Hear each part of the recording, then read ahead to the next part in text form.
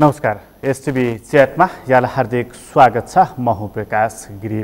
सरकारको बारेमा यसले यति बलियो मत भएर पनि यति ठुलो भरोसा भएर पनि यसले किन काम गर्न सकेन, जनअपेक्षाहरू किन यसले पूरा गर्न सकेन भनेर अहिले पनि उत्तिकै धेरै तीखो टिप्पणीहरू भइ नै रहेको छ।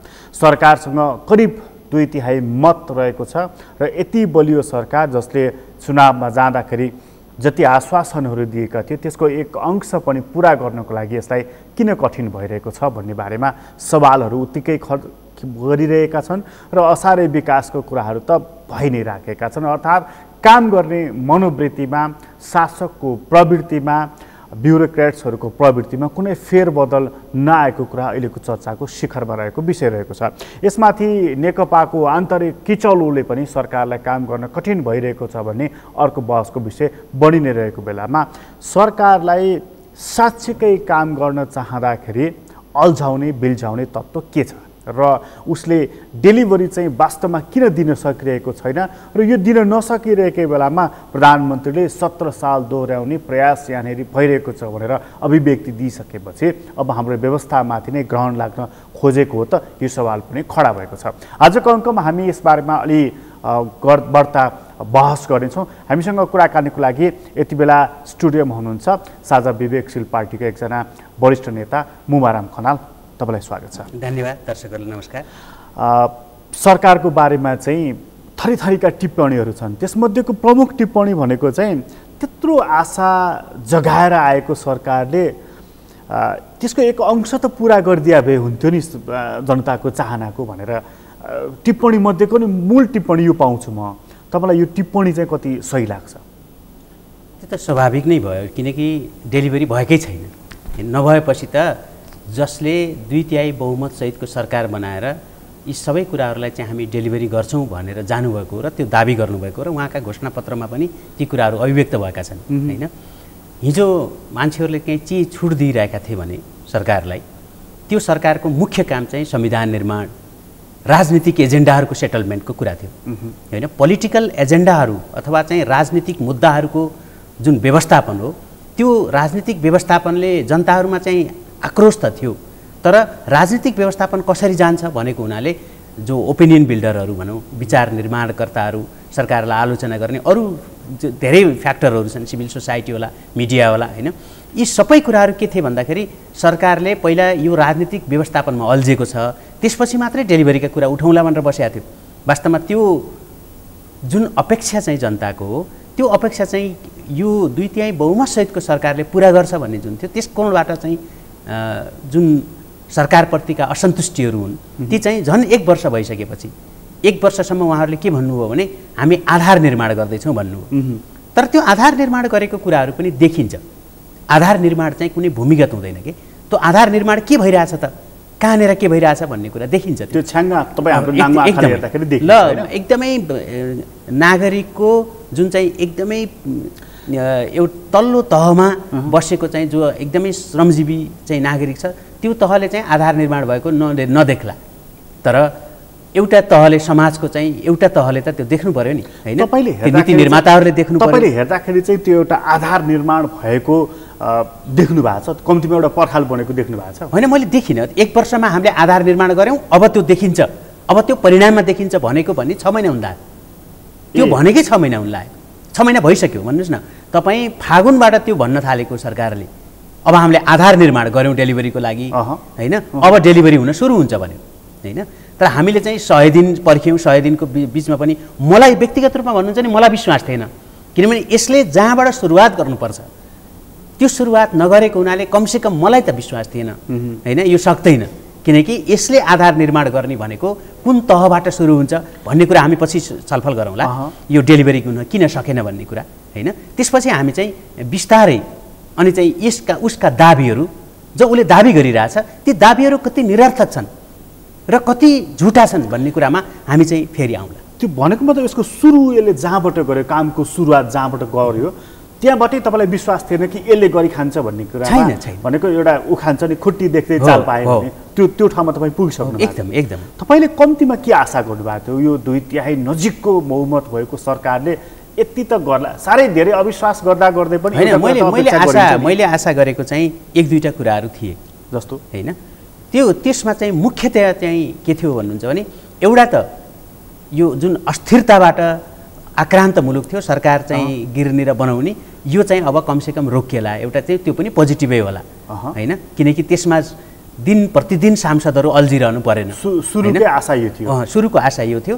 त्यो आशा पनि फेरि आन्तरिक पार्टी, अरू बाहिरबाट होइन, प्रतिपक्षबाट होइन, आफ्नै आन्तरिक पार्टी विग्रहबाट त्यो आशा पनि तुइने चाहिँ दिशातिर छ होइन, छनलाई।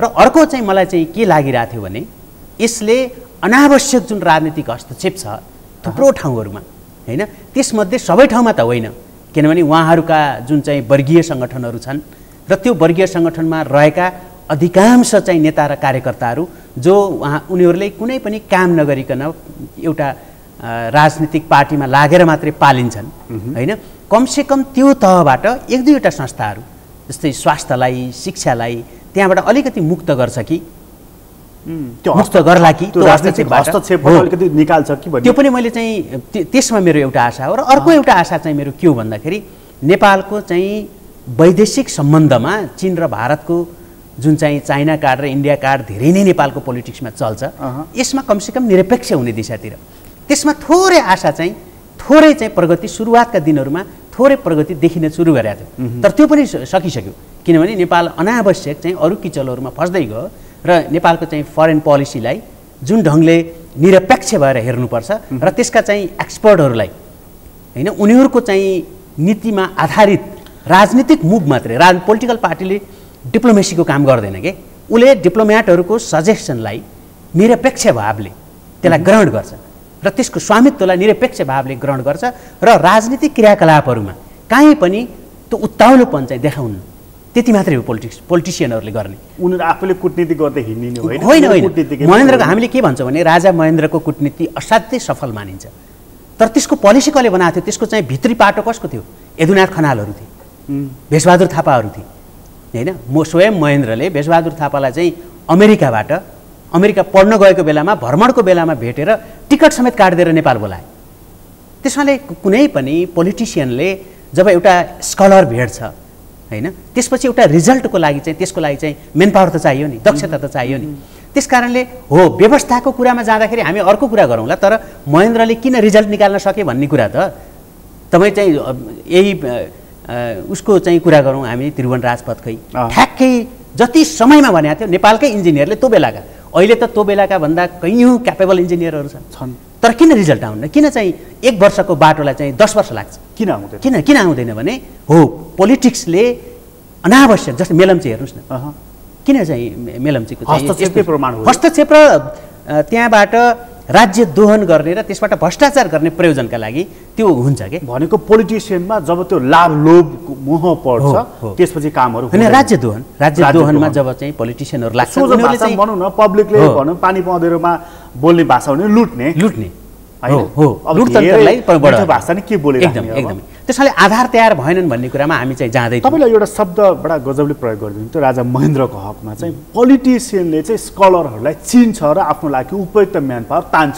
टेक्नोक्र्याटहरूलाई। तपाईँ साहित्यमा हेर्नुहोस्, किनभने ऊ आफै टेक्नोक्र्याट त होइन। बिल्कुल, तपाईँ साहित्यमा हेर्नुहोस्, त्यति बेला स्थापना भएका एकाडेमी हेर्नुहोस्, नेपालको यहाँ काठमाडौँ मात्रै होइन, तपाईँ दार्चुलामा जाँदाखेरि पनि ठुलो स्याउ फर्म थियो। तपाईँ दार्चुलादेखि लिएर तपाईँ अहिले कृषि फर्महरू चाहिँ जति छन् नि अहिले, तपाईँ पाखरीबासकै चाहिँ उदाहरण हेर्नुहोस् होइन, सेडाको उदाहरण हेर्नुहोस्, कहीँ पनि अनुसन्धान केन्द्रहरू, कृषि फर्महरू, बाटो, शिक्षा, कुन साहित्य कुनमा छोड्या छ महेन्द्रले? डिप्लोमेसी कहीँ छोड्या छैन, सबैतिर होइन। त्यो चाहिँ किन भएको भन्नुहुन्छ नि, त्यस्ता क्यापेबल मान्छे नेपाली साहित्यको प्रवर्धन गर्न दार्जिलिङका मान्छे, आसामका मान्छे, मेघालयका चाहिँ साहित्यकारहरूलाई किन बोलाइयो? त्यो भनेको त उनीसँग एउटा भिजन थियो, म यो बाटोमा हिँड्ने हो र फलान ठाउँ पुग्ने हो भन्ने उनले पहिले तय गरेका थिए नि त होइन। त्यही कुरा वीरेन्द्र आएपछि किन निकम्मा भए? केही पनि भएन वीरेन्द्र आउने बित्तिकै। 46 पछि चाहिँ हो, अब त्यसपछि त झन् बढी भन्नुहोस् न। 46 पछि कोही वीरेन्द्रको पालासम्म भित्र आएको तपाईँलाई त्यो त भत्काएको मात्रै छ। 46 सालपछि बनेको के छ? डेमोक्रेसीको नाममा तपाईँले सबभन्दा बढी भत्काउनु भएको छ। हो, त्यसो हुनाले म त डेमोक्रेटिक मान्छे हो, म लोकतन्त्रको लोकतन्त्रको चाहिँ प्रवर्धन गर्ने मान्छे हो, अझ दिगो लोकतन्त्रको पक्षको मान्छे हो। त्यसमाले मलाई चाहिँ के लाग्छ भन्नुहुन्छ भने 46 सालपछि व्यवस्थाको हकमा, मान्छेको स्वतन्त्रताको हकमा हामीले प्रगति गऱ्यौँ हैन। तर त्यो प्रगति चाहिँ मान्छेको आर्थिक दैनन्दिनको सवालमा, मान्छेको जीवनस्तरको सवालमा लोकतन्त्रले हिजोको निरङ्कुशतासँग कम्पिटिसन गर्दाखेरि हामीले त्यसको उत्कृष्टता प्रमाणित गर्ने ठाउँ कहाँ हो भन्ने कुरा हामीले बताउन सकेन। राजा महेन्द्रको निरङ्कुशतालाई एकछिन छाडिदिनु हो भनेदेखि बाँकी कुरामा उनको एउटा पोलिटिसियनले जुन भिजन देख्छ, जुन कमिटमेन्ट हुन्छ, उसको करप्सन कन्ट्रोलको जुन एउटा कमिटमेन्ट हुन्छ, त्यो त्यति क्षमता भएको, त्यति दूरदर्शिता भएको कोही नेता त्यसपछि देख्नु भएको छ? होइन, विकासमा देखिएन। अहिले पनि मान्नुहोस् न, तपाईँ चाहिँ ल हामीले कतारकै उदाहरण दिउँ अथवा चाहिँ साउदी अरबको उदाहरण दिनुहुन्छ तपाईँ भने, त्यहाँ व्यवस्थाको हकमा मानवाधिकार होइन, प्रेस स्वतन्त्रता र राजनीतिक दलहरूको चाहिँ स्वतन्त्रताका हिसाबले हेर्नुहुन्छ भने त्यसका बहसहरू अर्को ठाउँमा छन्। तर आर्थिक विकास र आर्थिक प्रगतिका हिसाबले हेर्नुहुन्छ भने त्यो अर्को ठाउँमा छ होइन। त्यसैले हामीले व्यवस्था, कुनै पनि व्यवस्थालाई हेर्दा, मैले विशुद्ध एउटा टेक्नोक्र्याट भएर है व्यवस्थाको कुरा मैले गरेको छैन। जस्तै अहिले ओलीजी त कम्युनिस्ट पार्टीको मान्छे हो, तर लोकतन्त्रलाई त उहाँले मान्नु भएको छ होइन। कम्युनिस्ट पार्टीको मान्छे जो चाहिँ समाजवादी अथवा चाहिँ मार्क्सवादी मान्छे जो छ, त्यसका आफ्नै खालका कम्पोनेन्ट्सहरू छन् के। त्यसको एउटा इकोनोमिक प्याटर्न हुन्छ, त्यसको एउटा अर्गनाइजेसनल प्याटर्न हुन्छ, त्यसले के डेलिभरी गर्न सक्छ सक्दैन भन्ने कुरा हामी फेरि आउँला होइन। तर मैले तपाईँलाई भन्न खोजेको मात्रै के हो भन्दाखेरि कुनै पनि व्यवस्थाको लागि कुशल र सफल टेक्नोक्र्याटको आवश्यकता हुन्छ। कुनै पनि व्यवस्थाको लागि दक्ष मान्छे चाहियो। त्यो राजनीति ल मान्नुहोस्, तपाईँ पञ्चायती व्यवस्था आए पनि प्रकाशगिरी नै हुनुहुन्छ, कम्युनिस्ट व्यवस्था आए पनि हुनुहुन्छ। सगरमाथा टिभीमा तपाईँले उत्कृष्ट डायलग गर्ने र तपाईँले चाहेको प्रश्नको उत्तर तपाईँका चाहिँ गेस्टसँग ल्याउने, अथवा म र तपाईँ अहिले कुरा गरिरहेछौँ, मसँग कस्तो उत्तर चाहनुभएको तपाईँ, त्यो त तपाईँको प्रश्नको चाहिँ क्वालिटीमा मात्रै निर्भर गर्छ होइन। त्यसमाले सबैसँग अन्तर्वार्ता गर्दा सबैसँग त्यही उत्तर त आउँदैन होइन। हो, यो सफलता अथवा असफलता भन्ने कुरा, तपाईँको इन्स्टिट्युसनमा उत्कृष्ट मान्छे छन्, तपाईँको इन्स्टिट्युसन राम्रो चल्छ। उत्कृष्ट मान्छे छैनन् भने त जस्तोसुकै तपाईँको राम्रो उद्देश्य लगाउनु भयो भने भयावह हुन्छ। हेर्नुहोस्, त्यसो हुनाले यो इन्स्टिट्युसन किन नराम्रो भयो त? यो भनेको ल हाम्रो देश नेपाल, यो नेपाल किन यो नराम्रो हुँदै गयो त भन्दाखेरि हामीले कुनै पनि एउटा रिसर्च इन्स्टिट्युसन पनि छैन। मैले अघि तपाईँलाई चाहिँ अनौपचारिक कुरा भन्थेँ नि, एउटा इन्स्टिट्युसनल मेमोरी नै नभएको होइन राज्य हो यो। इन्स्टिट्युसनल मेमोरी नै छैन कहीँ पनि। आज कसले के बोल्यो, भोलि त्यसको विपरीत बोलिरहेको हुन्छ, कसैलाई मतलबै छैन। न त प्राइभेट चाहिँ फर्महरूको, न त नेपालका लोकतान्त्रिक संस्थाहरूको, न त कुनै कहीँ पनि त्यो इन्स्टिट्युसनली मेमोरी नहुने राज्य त कति बात छ, कति बात छ। त्यसको त आयु नै हुँदैन। अनि हामीले कथा, हाम्रा महाभारत, हाम्रो गौतम बुद्ध जन्मिनु भएको थियो भनेको छ होइन। अनि त्यसैमा मात्रै बस्ने हो कि हामीले चाहिँ त्यो इन्स्टिट्युसन मेमोरीलाई राइटअपमा चाहिँ ल्याउनु पर्यो नि त। तपाईँ अहिले भन्दै हुनुहुन्छ नि, कुनै पनि राज्यलाई अब्बलभन्दा अब्बल टेक्नोक्र्याटहरूको आवश्यकता पर्छ होइन। हाम्रो छनौटको आवश्यकता पर्छ। हाम्रो अहिलेको राज्यले त्यो आवश्यकता महसुस गरेको तपाईँलाई महसुस भएको छैन? पोलिटिकल पार्टीका वफादार मान्छेहरूलाई हरेक ठाउँमा नियुक्ति दिन्छ। युनिभर्सिटी कसले चलाउने हो भन्नुहोस् त? भनेको त्यसको योग्यता भनेकै तपाईँ त्यो पार्टीको वफादार मान्छे, पञ्चायतकालमा होइन। म पनि त्रिभुवन विश्वविद्यालयमा पढेको हो। केदार भक्त माथेमाझी हुँदाखेरि कस्तो रेस्पेक्ट हुन्थ्यो, के हुन्थ्यो, र त्यही चाहिँ खनियाजी आउँदा के भयो? इन्स्टिट्युसनमा त्यो इन्स्टिट्युसनलाई न्याय गर्ने न्यायमूर्तिकै कुरा गर्नुहुन्छ। सुशीला कार्कीलाई कसरी न्यायालयमा हेरियो होइन, र अहिले चाहिँ न्यायाधीशहरूलाई कसरी हेरिन्छ, र अथवा हिजोका कैयौँ न्यायाधीशहरूलाई कसरी हेरियो होइन। कुनै पनि इन्स्टिट्युसनमा लोकमान सिंह कार्की अख्तियारमा गएर के भयो? सूर्यनाथ उपाध्याय हुँदा के थियो? कुनै पनि इन्स्टिट्युसनमा हो क्यापेबल मान्छे, टेक्नोक्र्याटहरू हाम्रोमा नभएका त होइनन् नि त। हामीसँग टेक्नोक्र्याटको कमी होइन नि। सवाल अझ अहिले हेर्नुहुन्छ भने त म त चाहिँ साँच्चै भन्नुहुन्छ नि, अहिले यङ जेनेरेसनबाट त्यो फरेन एफेयर्समा र हाम्रो चाहिँ इकोनोमीमा होइन, हाम्रो चाहिँ सोसियोलोजी, एन्थ्रोपोलोजीमा यस्तो ब्रिलियन्ट माइन्ड छ अहिले। वास्तवमा चाहिँ मलाई एकदमै लोभ लाग्छ कि ती मान्छेहरू अहिले तपाईँले हेर्नुभयो भने ब्रिलियन्ट माइन्डको युज भएको छ? कहीँ पनि छैन। त्यो त एकदम अनयुज्ड होइन, एकदम भर्जिन माइन्ड भयो त्यो। एकदमै। अहिले भर्खरै मैले एकजना टिका ढकालजी, उहाँलाई मैले चाहिँ धेरै चाहिँ चिन्दिनँ। उहाँले चाहिँ नेपालमा एउटा आर्टिकल पढेँ मैले, खास गरेर फरेन रिलेसन सम्बन्धी। यस्तो उत्कृष्ट त्यो भिजन छ हेर्नुहोस्, क्लियर कट के, त्यो कुनै ढाँट सल केही पनि छैन। त्यहाँ त्यो गर्नलाई हामीले चाहिँ त्यो मेन पावरलाई जो चाहिँ 20-22 वर्षका 25 वर्षका 30 वर्षका यङहरूले बल्ल अहिलेको चाहिँ इन्टरनेसनल चाहिँ रिलेसनहरू कसरी जान्छ, डेभलपमेन्ट कसरी जान्छ, त्यसबाट कसरी बेनिफिट लिन सकिन्छ हैन। हामी चाहिँ उत्तर कोरियाको चाहिँ राजदूत तपाईँले पठाउनुहुन्छ मेन पावर कम्पनीको दलाललाई, अनि ऊ गएर त्यहाँबाट स्यामसङको कम्पनी झापामा ल्याएर चाहिँ इस्टाब्लिस गर्न सक्छ? हाम्रा राजदूतहरूले त गर्ने त्यो हो नि। कूटनीतिक जापानमा गएर राजदूत, हाम्रो जापानी राजदूतले त्यहाँबाट चाहिँ हाम्रो मोनोरेलको चाहिँ टेक्नोलोजी र त्यसको चाहिँ ऊ हामीले गर्छौँ भनेर ल्याउन सक्ने पो हामीलाई राजदूत चाहियो अहिले हैन। उसँग गएर बस्ने, छलफल गर्ने, गफ गर्ने, खाना खाने, सँगै चिया खाने राजदूत चाहियो हो कि मेन पावर दलालले उसलाई दिएको, तपाईँले दिएको हुनुहुन्छ यति ठुलो पावर, तल उसले 20 लाखको लागि 15 लाखको लागि एउटा मान्छे त्यहाँ छिराएर पैसा खान्छ हेर्नुहोस् हैन। अनि डेलिभरी खोज्नुहुन्छ तपाईँ। त्यसैले हामीसँग उत्कृष्टभन्दा उत्कृष्ट मेन पावर छ, तर त्यो मेन पावरलाई हामीले चाहिँ प्रयोग गर्ने दिशामा चाहिँ त्यो पार्टीका झोले होइन, त्यो प्रयोग गर्ने त तपाईँको पोलिटिसियनले हो नि त, त्यति क्षमता उसको हुनु पर्यो नि। अनि हामी यही अमेरिकाको राष्ट्रपतिले उत्तर कोरियाको भूमिमा टेक्ला भनेर कसैले अनुमान गरेको एउटा ट्विट लेखे, आइज भेट्ने भए आइज भने गए भेटे, जमाना त त्यहाँ होइन। अहिले चाहिँ त्यो कोल्ड वारको हो होइन। अझ खतरनाक कुरा त के आइरहेछ भने त अब त त्यो सिभिलाइजेसन वार भनेर अमेरिकाले त त्यो एक प्रकारले डिक्लेयर गरिसकेको छ होइन। हाम्रो त अब त सिभिलाइजेसनको वार हो, मार्क्सिजमभन्दा खतरनाक भनेर चाहिँ उसले चाहिँ विदेश सेक्रेटरीले भन्छ हेर्नुहोस् है। मार्क्सिजम भने त बरु चाहिँ त्यो त ककेसियन रेसको थियो, त्योभन्दा कयौँ खतरनाक त अब चाहिँ चाइनिज सिभिलाइजेसनसँग हाम्रो वार हो भनेको छ। चाइनासँग जोडिएको ठाउँमा हामी बसिरहेछौँ, हामी त्यहाँ कहीँ संवेदनशीलै छैनौँ र हामी यो डिबेटमै छैनौँ, हामी यसमा प्रवेशै गरिरहेको के प्रवेश गर्नु हैन। तपाईँ चाहिँ इन्डो चाइना भनेको छ, एकातिर कुदिएको छ, तर हाम्रो चाहिँ हाम्रा समस्याहरू के हुन्, हामी कसरी जेलिँदैछौँ, हामी त्यहाँबाट उम्किने बाटाहरू के हुन् हो, त्यसको लागि चाहिँ एक्सपर्टहरू हामीसँग छैनन्। र म तपाईँलाई सुरुकै ठाउँमा ल्याएँ, फेरि तपाईँले 3टा अपेक्षा गर्नुभएको थियो यो सरकारसँग, कम्तीमा पनि यति काम चाहिँ गर्ला कि भनेर। त्यसमध्येको पहिलो अपेक्षा रहेछ कि यो 6 महिनामा सरकार बदलिने कुरालाई चाहिँ त्यो अस्थिरतालाई 5 वर्षै जाला यो, कमसेकम 5 वर्ष, त्यसमा पनि उहाँहरूले सम्झौता गरिसक्नु भएको रहेछ 2.5 वर्ष, 2.5 वर्षको, त्यो पनि तुषारापात भयो। तर होइन लागु नै होला भन्ने कुरा त होइन। लागु भएन भने दुर्भाग्य हुन्छ भनेर त अर्को अध्यक्षले भनिसक्नुभयो।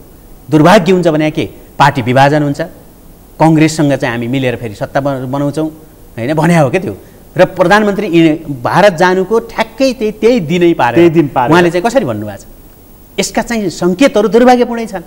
हामीले त भन्नु त्यत्रो नेताको कुरा पत्याउनु पर्यो नि, कमसेकम आफ्नो पदका लागि जे भन्नुहुन्छ त्यो चाहिँ पत्याउनु पर्छ नेपालमा।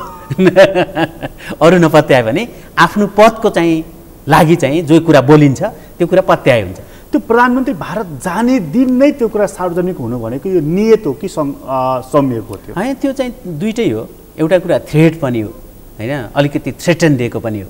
तपाईलाई चाहिँ यो छ है र भारतमा जानुभन्दा अगाडि उहाँले चाहिँ जसरी भन्नुभयो होइन, अब योतिर जानुभन्दा होइन, वास्तवमा यसको सङ्केत के हो भन्दा मेरो पहिलो मेरो अपेक्षा हो यो सरकार। यसको सङ्केत भनेको चाहिँ म यसकोमा माथि आउनु खोजेको, यसको सङ्केत भनेको चाहिँ कम्तीमा यो सरकार 5 वर्ष टिक्छ भन्ने तपाईँ हाम्रो जुन अपेक्षा थियो यो चाहिँ होइन रहेछ भनेको प्रचण्डजीले चेक जे पनि हुन सक्छ भन्ने त आयो नि। हाम्रो मनमा शङ्का तपाईँको जुन चेस खेल्दाखेरि त्यो चेक दिन्छन् नि, प्रचण्डजीले ओलीजीलाई चेक दिइसक्नु। बिल्कुल त्यो अपेक्षामा पनि एक प्रकारको तुषारापात देखियो। हिजो उहाँहरूको संसदीय दलको बैठकमा चाहिँ प्रचण्डजीले मैले बोलेका कुराहरूको अन्यथा अर्थ लागेको रहेछ भने म पछि हट्न तयार छु भनेर बोल्नु भएको रहेछ। यसको मतलब चाहिँ उहाँ अलिकति मैले अलिक गलतै बोलेछु भन्ने त्यो फिलिङ्स, त्यो रियलाइजेसनमा पुग्नु भयो त होइन? त्यो उहाँको अब इनर पार्टी वास्तवमा अहिलेका नेताहरूको चाहिँ कुराहरू त यो ढाँटको निम्तो खाइपताउनु भन्छ होइन। उहाँहरूका चाहिँ मिलन बिन्दु पनि भूमिगत हुन्छन् होइन। उहाँका चाहिँ नमिलेका कुराहरू चाहिँ सार्वजनिक हुन्छन् होइन, मिलेका कुरा चाहिँ भूमिगत हुन्छन्। त्यस कारणले उहाँहरू के बिन्दुमा मिल्नुभएको, के स्वार्थमा मिल्नुभएको भन्ने कुरा त फेरि अर्को सम्झौता पत्र चाहिँ उहाँले नै सार्वजनिक नगर्दै अब हामी गुमराहमै हुन्छौँ हेर्नुहोस् होइन।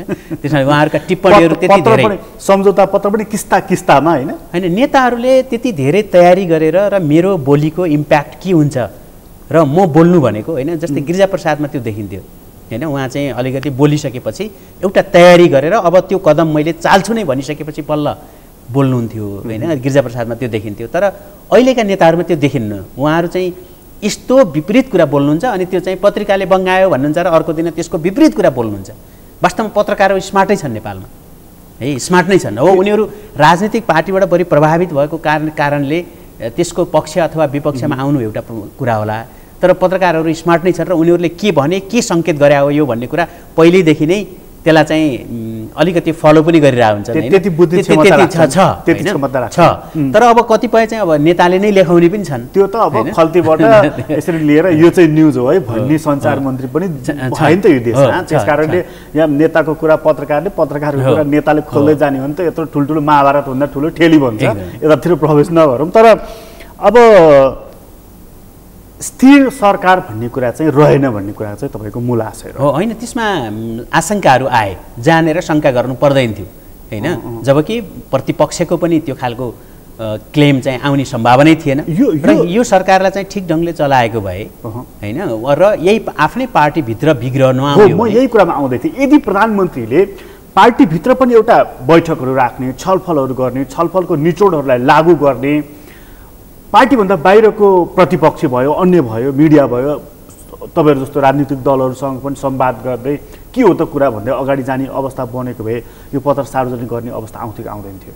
होइन त्यो त हाम्रो लोकतन्त्रले हेर्नुहोस्, हाम्रो लोकतन्त्रले जहिले पनि होइन। रविन्द्र मिश्रजीले हिजो एउटा हाम्रो संयोजक साझा पार्टीको संयोजकले एउटा आर्टिकल लेख्नु भएको थियो यो बाहुनवाद सम्बन्धी, र नेपालको लोकतन्त्रले जहिले पनि हिंसा मात्रै सुन्ने के। लोकतान्त्रिक सरकारले त लोकतन्त्रका कुरा सुन्नु पर्यो नि। मान्छेलाई सडकमा आउनुभन्दा अगाडि नै जसले सुन्छ होइन। धेरै सुन्दर आर्टिकल लेख्नु भएको छ है। त्यो सुन्ने सरकार हुने हो भने यस्तो कहिले पनि आउँदैन। एकजनाको बोलीलाई पनि सरकारले सुन्नुपर्छ र त्यो सुन्यो भने किन विप्लव जस्तो चाहिँ शक्ति जन्मिरहन्छ त, किन माओवादी जन्मिरहन्छ त, किन काङ्ग्रेसले पनि हतियार उठाउनु पर्यो त, किन एमालेले हतियार उठाउनु पर्यो त? हतियार उठाएका पार्टीहरू, तिनटै हतियार उठाएका पार्टीहरूको अहिले प्रतिपक्ष पनि र सत्तापक्ष पनि छ। अझ मधेसवादी दल पनि हिंसाबाटै आएको।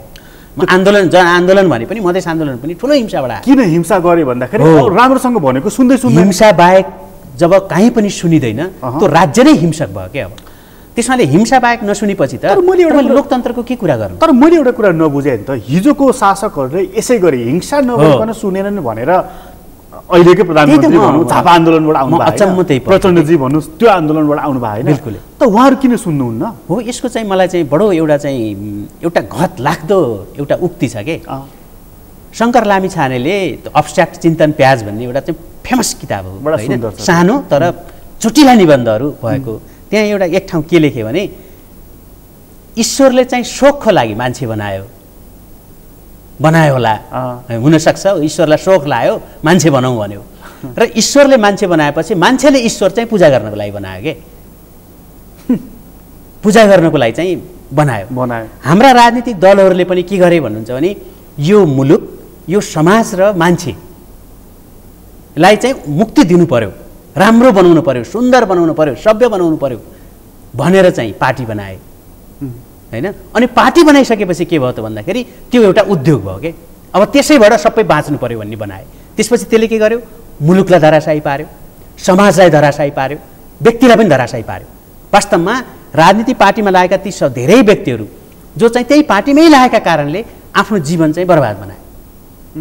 किनभने बरु चाहिँ एउटा कुनै धन्दा गरेको भए त आजसम्म चाहिँ कहीँ नलुटिकन कसैप्रति आश्रित नभइकन खान सक्ने चाहिँ त्यो आफूलाई आफ्नो क्यापेसिटी त त्यसले बिल्ड गर्थ्यो नि। कसैले खनेर खान्थ्यो होला, कसैले जोतेर खान्थ्यो होला, कसैले चाहिँ पढेर खान्थ्यो होला, जे गरेर खान्थ्यो।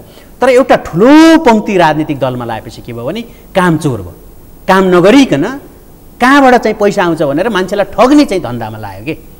त्यस कारणले गर्दाखेरि हाम्रा पार्टीहरू अब ईश्वर बनाएको, ईश्वरले चाहिँ मान्छे बनायो, उसको शोखको लागि बनायो, तर मान्छेले चाहिँ पूजा गर्नको लागि चाहिँ ईश्वर बनायो भने जस्तै अब ईश्वरको के काम छ त अहिले मान्छेलाई भन्दा पूजा गर्नको लागि काम छ। प्रत्येक घरमा पूजा कोठा छ, प्रत्येक घरमा चाहिँ मतलब ईश्वर भनेर त तपाईँले त्यो ईश्वरलाई आस्था मानिसकेपछि तर मान्छेले चाहिँ तर मैले नबुझेँ नि कति छिट्टै मान्छेले आफ्नो विगत बिर्सन्छ नि त। जस्तो हिजो त त्यही हिंसाबाट आएकोले अब हिंसा गर्ने वातावरण अर्कोको लागि मैले बनाउनु हुन्न, मैले सुन्नुपर्छ, म त्यो ठाउँमा छु भन्ने कुरा महसुस होइन। आज प्रधानमन्त्रीलाई, नेकपाको अर्को अध्यक्षजी प्रचण्डजीलाई त्यो हुनु पर्दैन त? हो, त्यसै हुनाले पुँजीवाद जुन छ त्यो पुँजीवादको चाहिँ पुँजीवाद सुरुमा यो प्रगतिशील व्यवस्था हो, तर त्यो पुँजीवादमा चाहिँ एउटा पछि के आयो भने पुँजीवादको साथी नाफा बाहेक केही पनि भएन कि। मान्छे कोही पनि साथी भएन। पुँजीवादले साथी कला बनायो, नाफाला बनायो। जहाँ नाफा त्यो नाफा बनाएका कारणले तपाईँले चाहिँ एउटा उदाहरण सुन्नुभयो होला, एउटा केस छ। सेरालियोनमा जाँदाखेरि नेपाली सेनाका एकजना चाहिँ मान्छे समातिनु भयो विद्रोहीलाई गोली बेचेर। विद्रोहीलाई गोली बेच्नु भनेको के हो भने त्यो गोलीले तपाईँ नै मर्ने हो क्या। हाम्रो यही तत्कालै भोलि मर्ला पर्सि मर्ला होइन, तर विद्रोहीले त हान्ने त उसैलाई हो नि, सिपाहीलाई हान्ने नै होइन, त्यही सिपाहीलाई हान्ने हो नि। आफूलाई मार्ने गोली बेचेर पनि तत्कालिक चाहिँ 400-500 नाफा हुन्छ भनेर बेच्छ भने पुँजीवादको साथी को रहेछ त? हो, अब पुँजीवादलाई चाहिँ न्यायोचित बनाउनु पर्यो भनेर कल्याणकारी लोकतन्त्रको यहाँ हो मर्म भने। हामीले चाहिँ हाम्रो यही आन्दोलनमा पनि त प्रहरीले गोली बेचेको कुरा आएन, आयो हो, त्यही मैले कुरा गर्दैछु। पुँजीवादले जब मान्छेलाई साथी बनाउन छोड्यो, नाफालाई मात्रै साथी बनायो, सबै समस्याहरू त्यहाँबाट सिर्जित भए।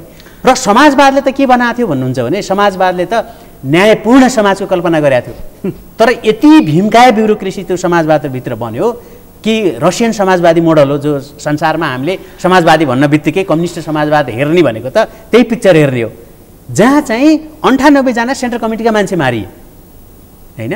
अब तपाईँ भन्नुहोस् त्यो खालको भीमकाय चाहिँ हिंसामा टिकेको समाजवाद पनि, त्यो राज्य नियन्त्रित समाजवाद पनि काम लागेन।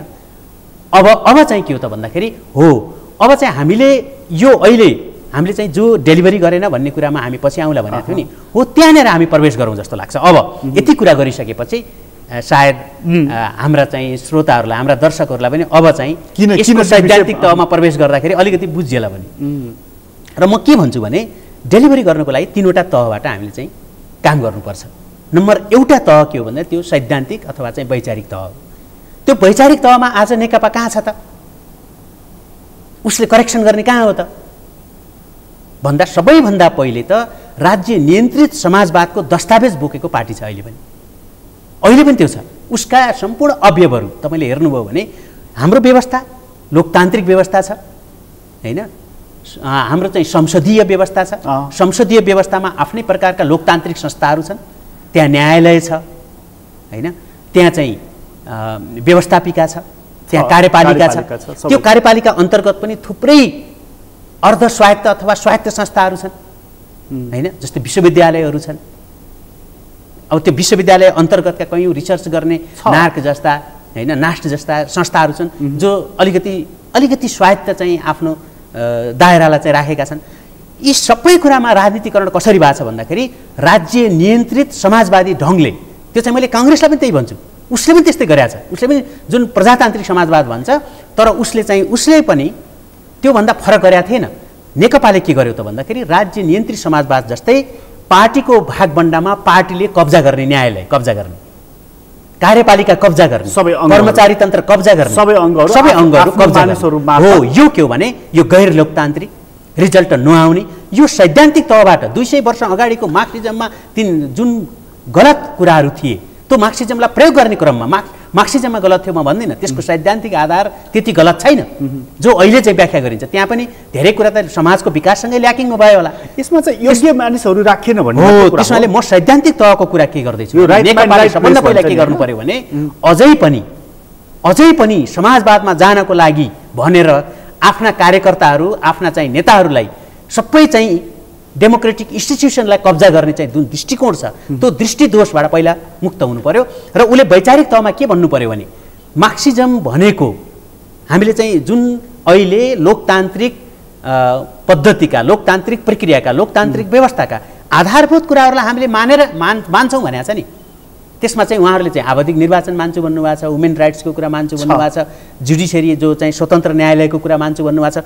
मान्छु भन्दा भन्दै व्यवहारमा के देखिएको छ त भन्दाखेरि ती स्वतन्त्र र शक्ति पृथकीकरणका जुन चाहिँ संस्थाहरू हुन् तिनलाई चाहिँ बल जफ्ती चाहिँ कब्जामा लिने। र अब कम्युनिस्ट त उहाँहरू हुनुहुन्न, कम्युनिस्ट होइन, कम्युनिस्ट कम्पोनेन्ट्सहरू अरू पनि चाहिन्छ, त्यसको एउटा अर्थव्यवस्था मैले पार्टीको संरचना आदि भनेको छु नि।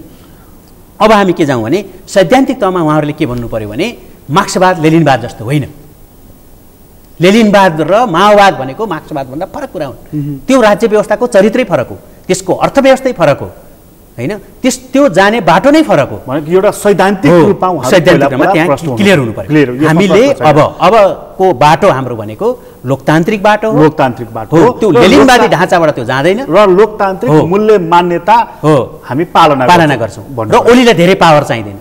उहाँले त अब पावरबाट कम पावर लिँदै जानु पर्यो के, त्यो पावर चाहिँ जनतामा, जुन चाहिँ जनताको पावर उहाँले एक्सर्साइज गर्यो। नागरिक अधिकारलाई खोसेर अनि राज्य व्यवस्थाको चाहिँ मान्छे चाहिँ अधिकार सम्पन्न बनाउने भने किन पञ्चायती व्यवस्था चाहिँ फालेको त?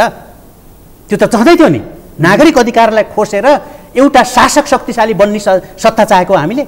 ओलीलाई शक्तिशाली बनाउन चाहेको कि नागरिकलाई शक्तिशाली बनाउन चाहेको? हामीले त नागरिकलाई शक्तिशाली हो, सैद्धान्तिक तहमा यहाँबाट पहिला ओर्लिनु पर्यो। त्यो चाहिँ कुर्सी देख्नु भएन हिजो कति ठुलो थियो, पछाडि चाहिँ सत्यमोहन जोशी जस्ता मान्छेलाई राखेर अनि चाहिँ त्यसरी चाहिँ त्यस्तो कुर्सीमा बस्ने शासक कस्तो होला? त्यसको मनोविज्ञान के होला भन्नु? त्यो मनोविज्ञान भनेको म शासक हुँ, मैले रैती हुन्, अब चाहिँ राजाभन्दा म माथि आएँ, त्यो हिजोको राजतन्त्र जस्तै हो, त्योभन्दा माथि छु म, अझ पावरफुल छु भने अब र त्यो कुनै लोकतान्त्रिक व्यक्तिले त्यस्तो गर्नै सक्दैन। तपाईँ भारतको अब्दुल कलाम हेर्नुहोस् न, अब्दुल कलाम त स्कलर हो, यो तुलना गर्दा मलाई चाहिँ अफसोस छ, ओलीसँग अब्दुल कलामको तुलना हुँदैन होइन, त्यो चाहिँ हुँदैन। त्यो कुर्सीको मात्रै तुलना गर्ने हो भने उनले चाहिँ सानो कुर्सी थियो, उनको कुर्सी हेर्नुहुन्छ नि अरू अर्डिनरी बस्ने मान्छेको भन्दा अलिकति मात्रै ठुलो थियो, तर उनले पहिला चाहिँ गएर त्यो कुर्सी हटाउन लाग्यो। किन हो, स्टेटम्यानसिप के हुन्छ? अहिले प्रधानमन्त्री ओली साँच्चैकै शक्तिशाली छन्, पावर सेन्ट्रलाइज गरेका छन्? पटक्कै छैन, मैले त शक्तिहीन देखिरहेको छु। ठुलो कुर्सीमा बसेर शक्तिशाली हुन्छ? शक्तिशाली को हुन्छ भन्नुहुन्छ भने जो मान्छे, ओली अहिले साइकलमा पैदल हिँड्दै गरेर ओलीलाई कसले के गर्छ? कसले शक्तिशाली हुन नागरिकसँग जोडिनु पर्यो। त्यो कनेक्टिभिटी नभएको नेता शक्तिशाली हुन्छ? ठुलो कुर्सीमा राख्ने मान्छे शक्तिशाली हुने भए त राजाको त सिंहासनै थियो त। त्यसमै भएछ उनको मन? हो, त्यो चाहिँ भए होइन, त्यो लोभ छ, त्यो राजा हुने लोभ छ। किनभने ऊ गरिब परिवारबाट आउनुभयो, सानोमा खान नपाएको अहिले चाहिँ बल्ल उहाँलाई चाहिँ त्यही कुरा जो अभाव उहाँको जीवनमा रह्यो त्यही अभाव पूर्ति गर्ने भए केही पनि छैन, उहाँले केही भिजनै छैन। अस्ति उहाँले जुन बोल्दाखेरि त्यो 17 साल फर्काउनको लागि कोसिस हुँदैछ, त्यस कारणले हामीले चाहिँ म त्यहाँ जान्छु। कुन मानसिकता हो? त्यही हो, उहाँलाई चाहिँ भएकेको छ भने हुँदै नभएको कुरामा डाइभर्ट गरिदिने, आफूले केही पनि डेलिभरी गर्न नसक्ने, आफूलाई चाहिँ नजिकका चाहिँ माफियाबाट मुक्ति हुन नसक्ने, आफ्नै पार्टीका चाहिँ नेताहरूसँग छलफल गर्न नसक्ने, छलफल गर्ने हैसियत पनि नहुने, अनि त्यसपछि अरूले गरेको तर्कमा उखान टुक्काबाट चाहिँ जवाब दिने, अनि त्यस्तो नेताले कहाँबाट डेलिभरी गर्छ? हामीले त्यस्तो नेता चाहेको होइन भनेको, हामीलाई त कम बोल्ने र डेलिभरी गर्ने नेता चाहिएको छैन। सुन्ने धेरै सुन्ने, डेलिभरी दिने र उत्कृष्ट मान्छेहरूको वरिपरि रहने। हामीले उहाँका निकम्मा मान्छेहरूको चाहिँ वरिपरि होइन, नेपालका उत्कृष्ट चाहिँ ब्युरोक्राट्सहरू, नेपालका उत्कृष्ट चाहिँ सक्छ भनेर जुन कुरा भन्नुभयो नि, त्यो चाहिँ के त्यो छायालाई पनि मुडीले हाने हो? होइन, उहाँले गर्न नसकेको संसारभरिकै शासकले के गर्छन् भने आफ्नो नालायकीपन चाहिँ लुकाउनु पर्यो भने अर्को एउटा शत्रु खडा गर्छन्। अहिले राजतन्त्रको कुनै सम्भावना पनि छैन, कुनै फर्काउन चाहेको कसैले पनि छैन, त्यो फर्काएर के गर्ने हो? पञ्चायत कालकै मान्छेले त राजालाई आलोचना गरिरहेछन् होइन। अब त्यो राजालाई आलोचना गरेर के पाउने हो फेरि अहिले? र यस्तो शक्तिहीन मान्छेलाई आलोचना कसले गर्छ अहिले? राजालाई किन आलोचना गर्छ मान्छेले? राजालाई आलोचना गर्नुपर्ने आवश्यकता छैन अहिले।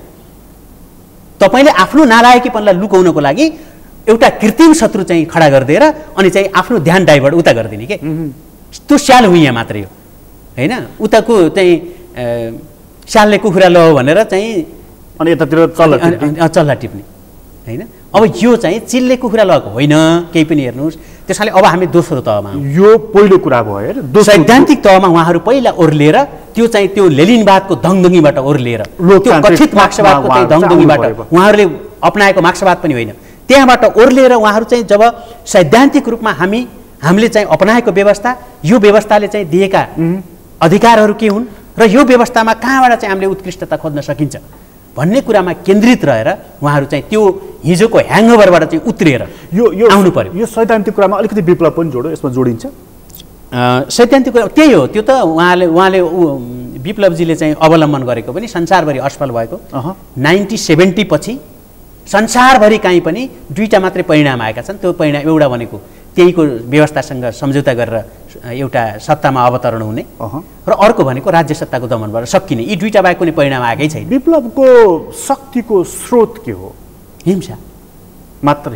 त्यही हो, अरू के हो त? हिंसा गर्नको लागि पनि त अहिले तपाईँले पुँजीवादमा त मात्रै साथी हुन्छ होइन, उहाँहरूले लुटिरहनु भएको छ नि त।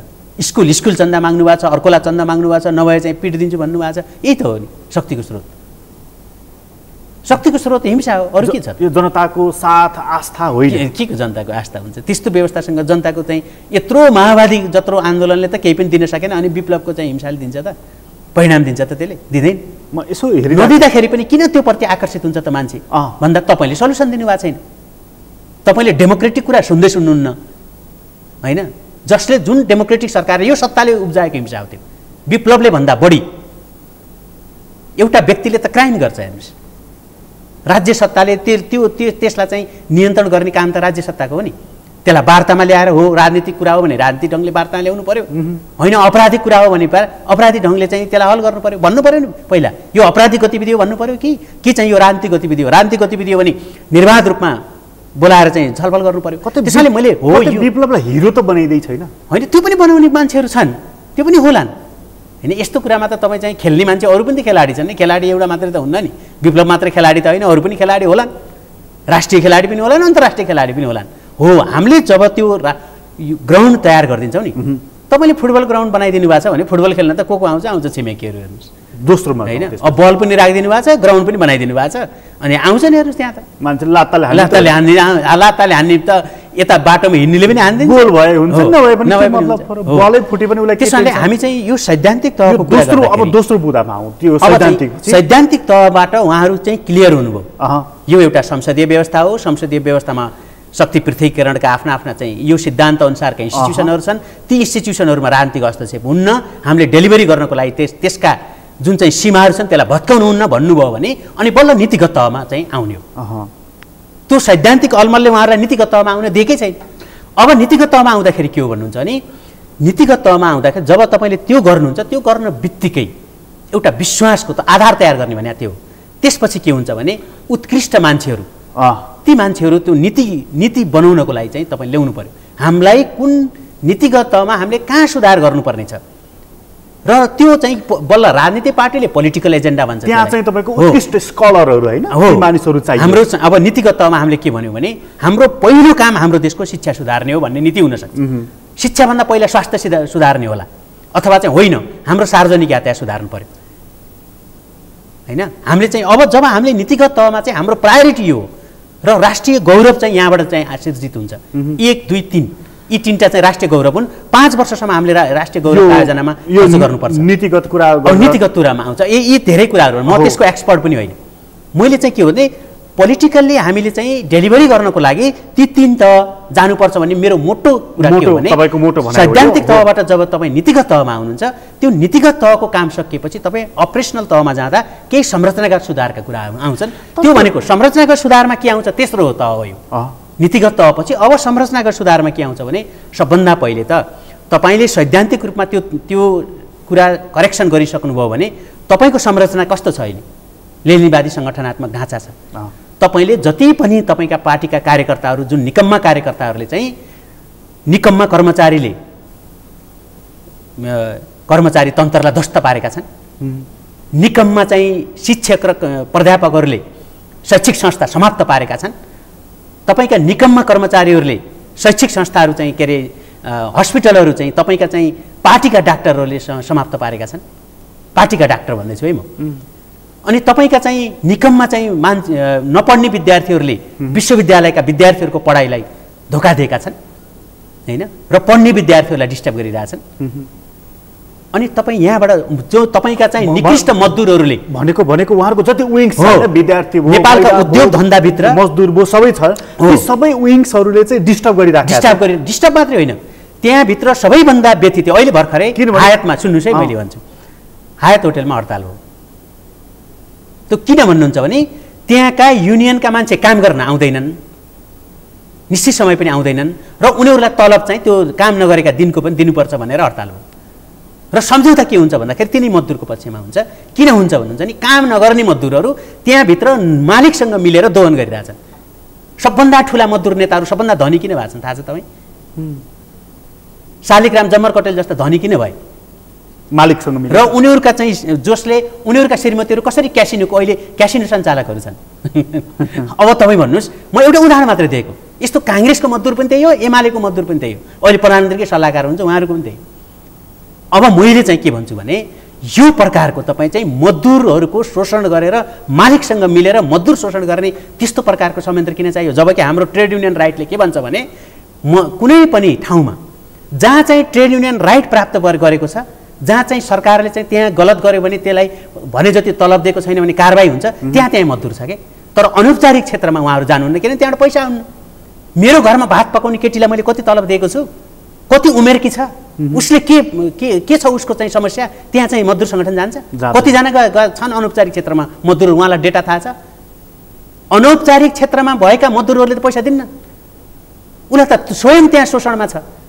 अनि तपाईँ औपचारिक रूपमा जहाँ चाहिँ अधिकार सम्पन्न मजदुर छन् त्यहाँ गएर तपाईँ सङ्गठन बनाएर त्यसबाट धुत्ने र त्यसलाई देखाएर मालिक तर्काउने मात्रै हो, अनि मालिकसँग धुत्ने हो र उद्योग धन्दालाई चौपट बनाउने। तपाईँका पार्टीका लठैतहरू गएर जब डन्डा लिएर चाहिँ तपाईँको चाहिँ फ्याक्ट्रीमा बस्छ अनि त्यो फ्याक्ट्रीले उत्पादन गर्छ र अनि यो देशमा रोजगारी सिर्जना गर्छ। त्यसो भए के ती विङ्सहरू खारेज गरिदिने? खारेज गर्नु पर्यो। विद्यार्थी मजदुर भन्नुहोस्, कर्मचारी भन्नुहोस्, केही पनि चाहिँदैन, केही पनि चाहिँदैन। पार्टीमा लाग्ने मजदुरहरू कोही पार्टीमा छ भने त्यो मजदुरले आफ्नो कारखानाभन्दा बाहिर आएर पार्टीको कुराहरू राख्नु पर्यो।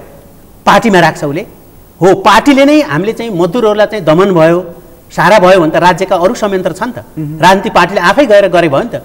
हिजो राजनीतिक अधिकार स्थापित गर्नको लागि निरङ्कुश पञ्चायती कालमा ओपन खुल्ला ढङ्गले राजनीतिक गतिविधि नहुने बेलामा जुन संरचना बनाउनु भयो तपाईँले, त्यही संरचनालाई लिएर तपाईँ विकास र समृद्धि गर्नुहुन्छ। अब काम छैन, कामै छैन। त्यो त भीमकाय राक्षस हो, त्यो विकासको बाटोमा उभिएको भीमकाय राक्षस हो। त्यो विद्यार्थी सङ्गठन पनि ल तपाईँ मेची अञ्चलको नपढ्ने विद्यार्थीले महाकाली गएर चाहिँ भाषण गरिरहेको हुन्छ, त्यो आवश्यक छ? विद्यार्थीलाई आवश्यक छ भने उनीहरूले आफै बनाउँछन्, त्यो पोलिटिकल पार्टीले गर्नु पर्दैन।